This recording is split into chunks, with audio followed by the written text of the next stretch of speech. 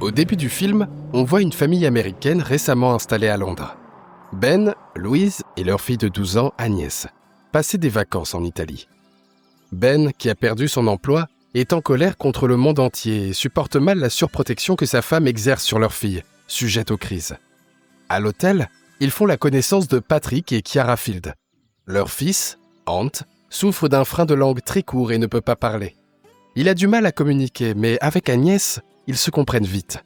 Patrick charme tout le monde par sa manière décontractée. Ils passent de bons moments ensemble. Après les vacances, Londres les accueille sous une pluie battante. La famille est morose car le père n'a toujours pas trouvé de travail dans la capitale. Presque aussitôt, les Field leur envoient une invitation à venir dans leur ferme dans le Devon. La maison de campagne, chaleureuse et accueillante, déborde de boissons et de plats copieux, et les hôtes semblent très hospitaliers. En sortant jeter les poubelles, Ben aperçoit Ant qui essaie de dire quelque chose. Mais le père, arrivé derrière lui ordonne d'aller se coucher. Louise et Agnès sont impressionnées par le calme et la tranquillité de la ferme isolée. Seules les habitudes étranges des hôtes et les gémissements nocturnes de leur fils malade les mettent un peu mal à l'aise, mais elles essaient de ne pas y prêter attention. Une magnifique promenade matinale, une démonstration d'allumage de feu et une baignade glaciale enchantent les Londoniens. Seule Louise ne se sent pas à l'aise, et il semble que le fils des hôtes ne soit pas très heureux non plus.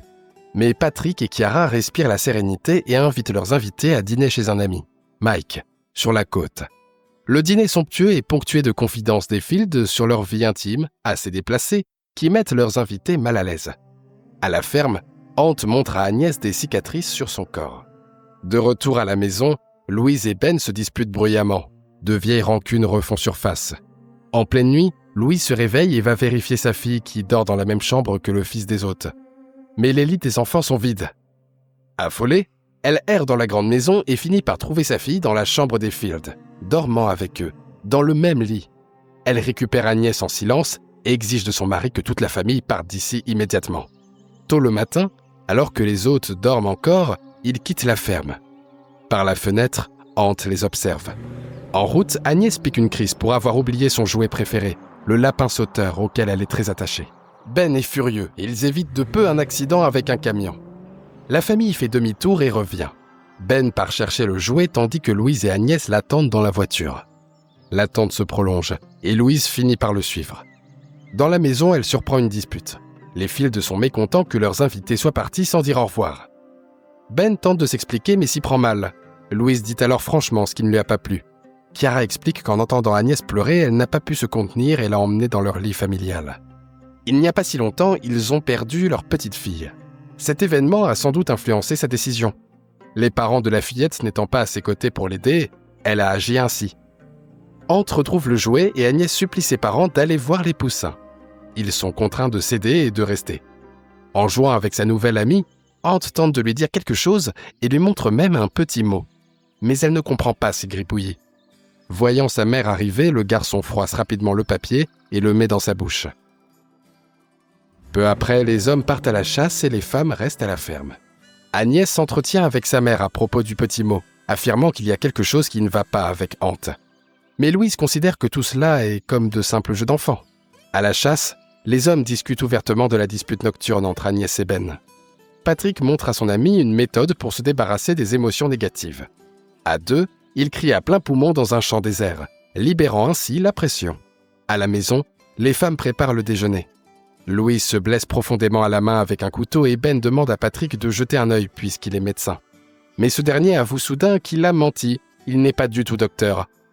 Ils vivent, lui et Chiara, des revenus de la ferme. En voyant la mine déconfite de leur invité, l'étrange couple éclate de rire et avoue que c'était une blague. Louise et Ben restent à nouveau déconcertés. Pendant le déjeuner, un nouvel incident éclate. Chiara fait des remarques à Agnès, ce qui déplaît à Louise. Patrick apaise la situation, demandant à tout le monde de s'excuser mutuellement. Ensuite, les enfants présentent une danse qu'ils ont apprise la veille. Cette scène joyeuse est interrompue par la soudaine colère de Patrick qui s'en prend à son fils parce qu'il ne suit pas le rythme. Les invités sont choqués par cet accès de rage totalement disproportionné. Agnès, très effrayée, pousse Louise à demander encore une fois à son mari de partir. Il prépare du café pour dessouler car tout le monde a beaucoup bu au déjeuner. Patrick, lui, rentre dans la maison et s'effondre sur le lit pour dormir. Chiara supplie Louise de ne pas partir sans dire au revoir au maître de maison. Elle laisse entendre que ce serait mieux pour tout le monde, surtout pour elle et Ant. Profitant de l'absence de son père, le garçon lui prend ses clés et emmène Agnès dans une cave secrète où sont stockés de nombreux objets, montres, téléphones, vêtements de tailles diverses. Le tout dégage une atmosphère sinistre. Et il y a aussi un album de photos montrant différentes personnes en compagnie des hôtes souriants. Tous avaient été invités sur la ferme. La fillette est horrifiée et commence à comprendre ce qui les attend ici. Sur l'une des photos figure Ant lui-même, un peu plus jeune qu'aujourd'hui.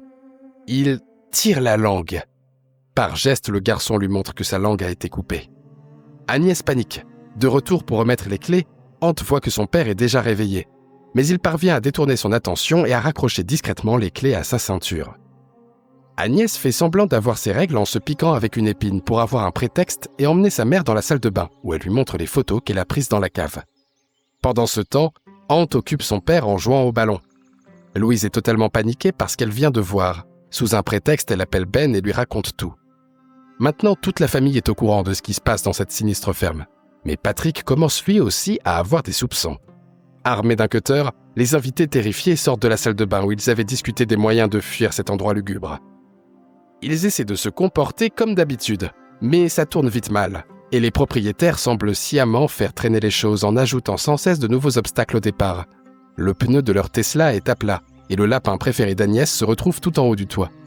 Ben grimpe pour aller le récupérer, tandis que Patrick tient l'échelle, la faisant exprès vaciller, et observe attentivement la réaction des invités. Enfin, on dirait qu'ils peuvent enfin partir. La tension est à son comble, mais la famille est déjà dans la voiture et le portail s'ouvre sans encombre. Au tout dernier moment, la fillette pousse un cri perçant. Patrick jette son fils qui ne sait pas nager dans les temps. Ben, à bout, sort de la voiture. Louise prend aussitôt le volant, mais le portail se referme juste devant elle. En sortant de l'eau avec le garçon, Ben voit le pire. Sa femme et son fils tenus par les cheveux sous un pistolet. Au garage, on les force à virer une grosse somme et à envoyer à leurs proches des messages disant qu'ils quittent Londres, sans indiquer où. Patrick se moque d'eux, les traitant d'imbéciles prêts à mourir. Il remplit une seringue expliquant qu'il injectera à la petite un produit vétérinaire pour l'empêcher de bouger. Soudain, Louise, affolée, sent un cutter dans sa poche et se jette sur lui, lui ouvrant le visage. Dans l'élan, elle arrache brusquement le fusil à Chiara et tire.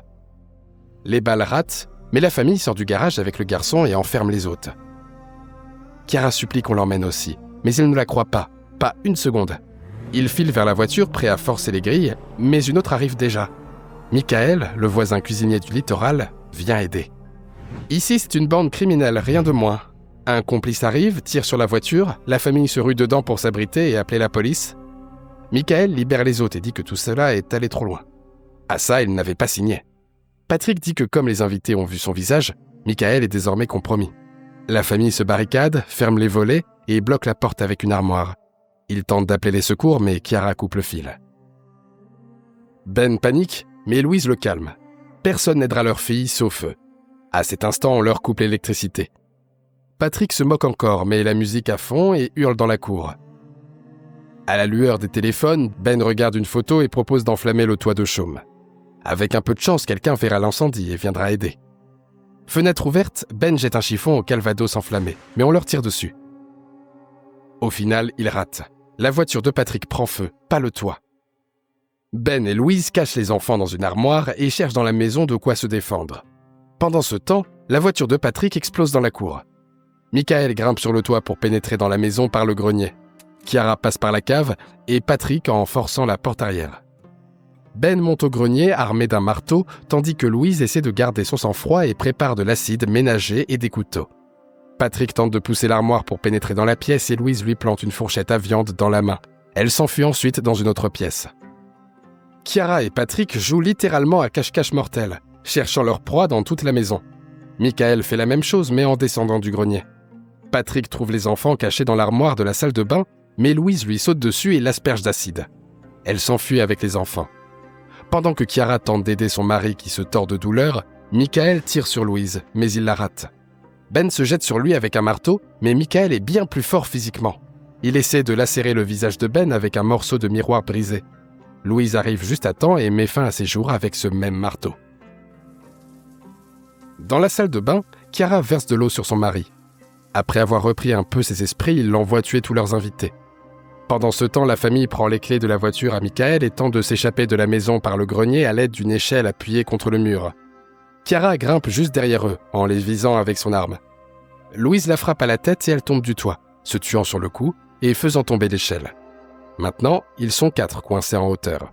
Sans moyen de descendre, il ne reste qu'une seule option, et Ben saute du toit sur le corps de Chiara. Il se blesse gravement, mais reste en vie et fait descendre par l'échelle la famille et hante. Patrick entend le cri d'agonie de Chiara.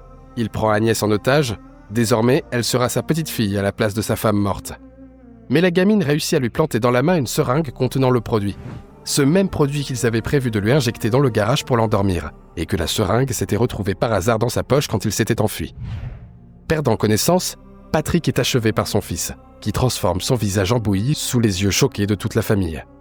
Totalement en état de choc et en larmes, il roule sur la route de nuit, fuyant cet horrible cauchemar. C'est à ce moment-là que le film se termine.